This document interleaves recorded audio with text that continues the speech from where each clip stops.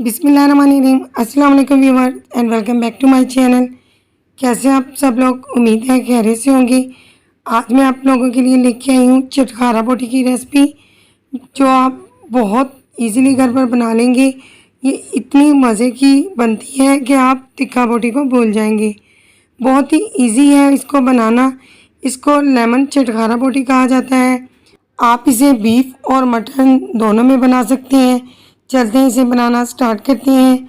यहाँ पर मेरे पास 1 किलो के करीब बीफ है। इसको देखिए मैंने इस तरह से 1 से 1.5 इंच के पीस में काट लिया है। अब हमने इसको गलाने के लिए एक पतीली या फिर देगची कह सकते हैं, इसके अंदर हम इसे शिफ्ट करेंगे। आप चाहें तो आप प्रेशर कुकर लगाकर गला सकते हैं। इसके अंदर हम 1 चम्मच अदरक और लहसुन का पेस्ट ऐड करेंगे। आधा चम्मच हम इसके अंदर नमक ऐड करेंगे। आगे चलकर हम दोबारा से नमक ऐड करेंगे, इसलिए मैंने कम यूज़ किया है। 1 साबुत प्याज ऐड की है मैंने इसके अंदर, और इतना पानी डालेंगे कि ये गल जाए। मैं तकरीबन 2 गिलास के करीब पानी ऐड करूँगी और इसे पकने के लिए चूल्हे पर रख दूँगी। और आधे घंटे के बाद हम देखेंगे कि इसका काफ़ी सारा पानी जो है वो ड्राई हो चुका है। प्याज जो साबुत डाला था इसको हमने निकाल लिया है। देखिए जब इतना सा पानी रह जाए तो इसे चम्मच की मदद से हम ड्राई करेंगे। याद रहे कि हमने ज़्यादा ड्राई नहीं करना, जूसी रखने के लिए। अगर हम बहुत ज़्यादा ड्राई कर देंगे तो ये सख्त हो जाएगा। इस स्टेज पर हम इसे निकाल लेंगे और पंखे की मदद से ठंडा कर लेंगे। देखिए बिल्कुल गल चुका है हमारा गोश्त। यहाँ पर मेरे पास आधा चम्मच नमक है। यहाँ पर हस्बे जायका ले लें। आधा चम्मच मेरे पास हल्दी है। आधा चम्मच काली मिर्च का पाउडर। आधा चम्मच ही कसूरी मेथी है हमारे पास। आधा चम्मच गरम मसाला पाउडर है। आधा चम्मच सुर्ख मिर्चों का पाउडर है। 1 चम्मच तकरीबन सूखा धनिया पाउडर है। आधा चम्मच ही चाट मसाला है। आधे से थोड़ा कम यहाँ पर मेरे पास फूड कलर है। और ये हमारे पास तिक्का मसाला है। अब हम इसे बोटियों पर लगा देंगे।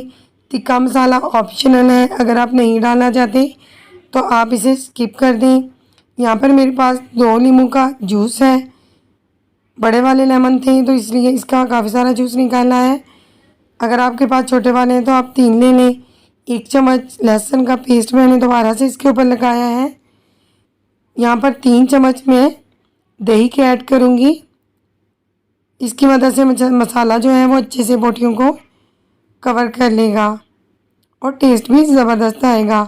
इसको क्रिस्पी करने के लिए यहाँ पर मैं 2 चम्मच कॉर्नफ्लावर के यूज़ कर रही हूँ। इससे बहुत ही क्रिस्पी बनते हैं। आप चम्मच या हाथों की मदद से बोटियों को मसाला लगा लें।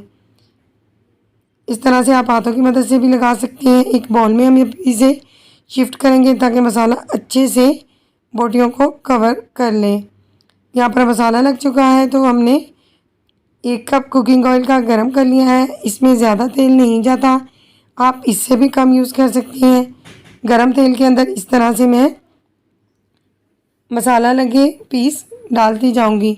इनको बहुत आपने मीडियम फ्लेम पर पकाना है, ज़्यादा फ्लेम को हाई नहीं करना। तकरीबन 7 से 8 मिनट के अंदर ये अपना कलर चेंज कर लेंगी तो हम इसे निकाल लेंगे, क्योंकि हमारा जो गोश्त है वो पहले से ही पक चुका है तो हमने सिर्फ कलर देना है। देखिए कलर चेंज हो गया है तो हम इस तरह से दूसरी जानिब इसे पलट देंगे। हमने सिर्फ इसे क्रिस्पी करना है क्योंकि ये पहले से ही गला हुआ है, पका हुआ है। देखिए इसका कलर मुकम्मल तौर पर चेंज हो गया है तो हम इसे चम्मच की मदद से निकाल लेंगे। बहुत ही इजी रेसिपी मैंने आपके साथ शेयर की है।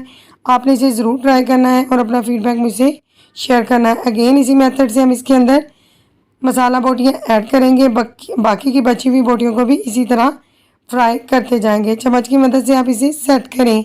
अगर आपको मेरी वीडियो पसंद आई है तो प्लीज़ मेरी वीडियो को लाइक करें। चैनल पर नए हैं तो मेरे चैनल को सब्सक्राइब कर लें।